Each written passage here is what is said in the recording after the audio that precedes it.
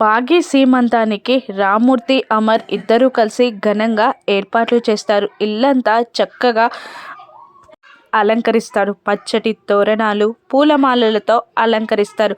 అంతేకాదు 6 పిలిచిన ముత్తైదువులందరూ ఫంక్షన్కి అటెండ్ అవుతారు. ఏర్పాట్లను చూసి చాలా హ్యాపీగా ఫీల్ అవుతారు వచ్చిన ఆడవాళ్ళు.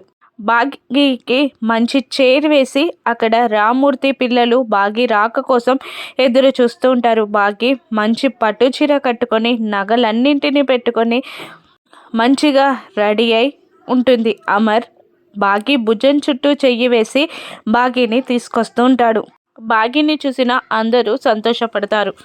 రామ్మూర్తి, అమర్ ఇద్దరూ కలిసి భాగ్యని చైర్లో కూర్చోబెడతారు. అప్పుడే మనోహరి కూడా అక్కడికి వస్తుంది. మనోహరి భాగ్యని చూసి మూతి విరుస్తుంది.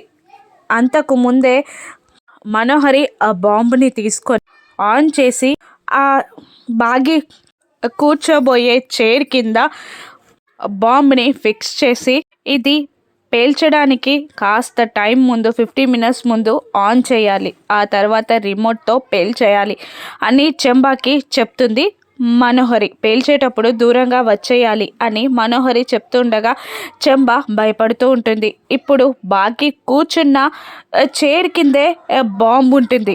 అమర్, పిల్లలు, రామ్మూర్తి అందరూ బాగిని సంతోషంగా చూస్తూ ఉంటారు. పార్టీ గ్రాండ్గా జరుగుతుందా? మనోహరి బాంబు ఏ టైంలో పేలుస్తుంది? అమర్ బాంబు సౌండ్ని పసిగట్టగలడా? బాంబుని డిస్ప్యూట్ చేయగలడా? భాగ్యని కాపాడుకోగలడా? రాను ఎపిసోడ్స్లో చూద్దాం. Thank you for watching.